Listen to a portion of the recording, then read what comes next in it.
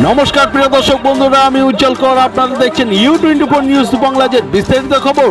কলকাতা আরজিকর কাণ্ডে মহিলা চিকিৎসক ডাক্তারের নৃশংস ধর্ষণ ও হত্যার আসল দোষীকে শাস্তি ও ফাঁসির দাবিতে সাধারণ মানুষ চিকিৎসক তিলোত্তমার বিচারের জন্য রাজ্যের সকল মহিলা রাত দখল করছেন এবং দিকে দিকে বিক্ষোভ করছেন, প্রতিবাদ জানাচ্ছেন। কিন্তু এই সাধারণ মানুষের প্রতিবাদকে রাজনৈতিককরণের প্রতিবাদে রিষড়া শহরে দেখা যায় বহু মানুষের প্রতিবাদ বিক্ষোভ মিছিল।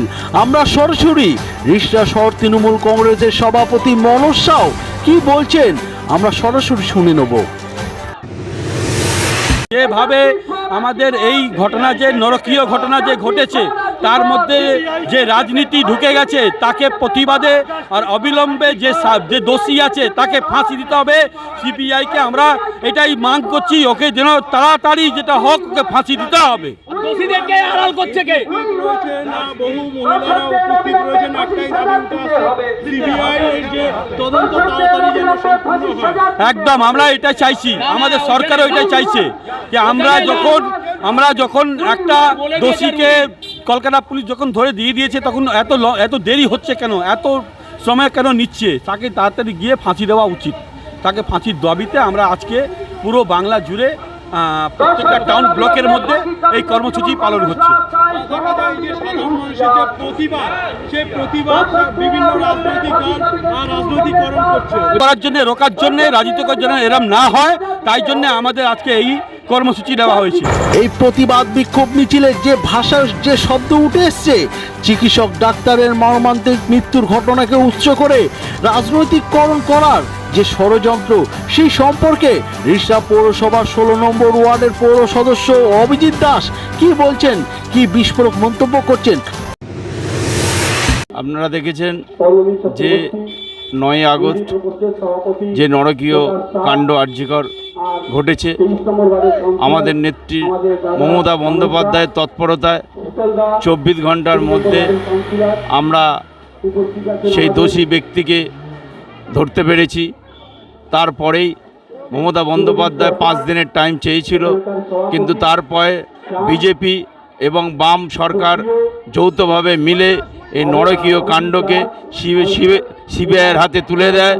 সিবিআই আজ দীর্ঘ 17 দিন হতে চলল, সিবিআই তার কুল কিনারা এখনও পর্যন্ত কিছু মানুষের সামনে তুলে ধরলো না।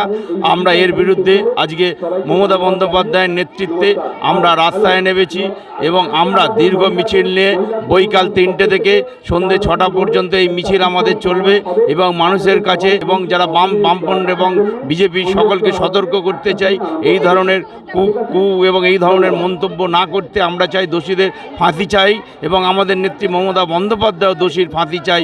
এই নিয়ে আমরা আজকের আন্দোলনকে মাঠে নেমেছি।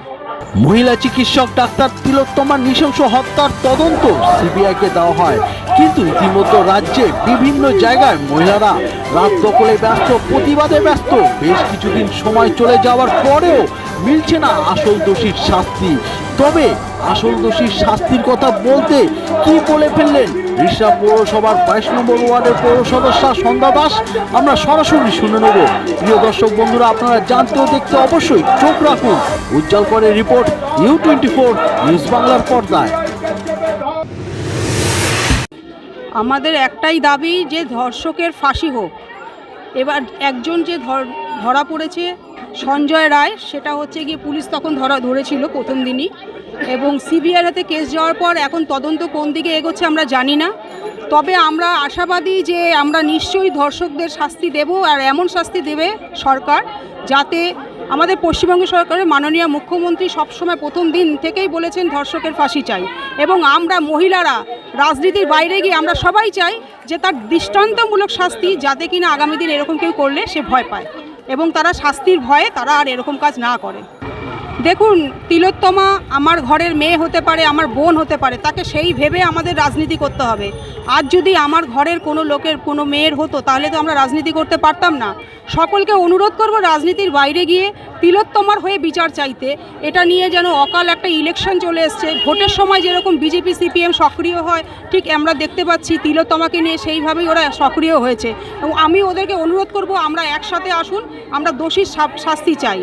আমরা জুনিয়র ডাক্তারদের ডাক্তারদের অনেক অনুরোধ করেছেন, সুপ্রিম কোর্টও করেছেন, এবং তাদের উদ্দেশ্যেও বলবো সবার কিন্তু প্রাইভেটে চিকিৎসা করার ক্ষমতা নেই, তাই তারা যেন অবশ্যই তারা কাজের সাথে সাথে এই প্রতিবাদ করে। আর আমাদের প্রতিবাদ চলতেই থাকবে। এই প্রতিবাদ এখন রাজ্য থেকে ছড়িয়ে গিয়ে এখন গোটা দেশ চাইছে তিলোত্তমার যে দোষী করেছে তাকে শাস্তি দিতে, সব গোটা দেশ চাইছে। আমি একজন মেয়ে হয়ে রাজনীতির বাইরে গিয়ে সমস্ত মেয়ের সাথে আমি বলবো যে হ্যাঁ, তিলোত্তমার দোষীর শাস্তি চাই, কিন্তু রাজনীতি যারা করবে তাদের আমি ধিক্কার জানাই।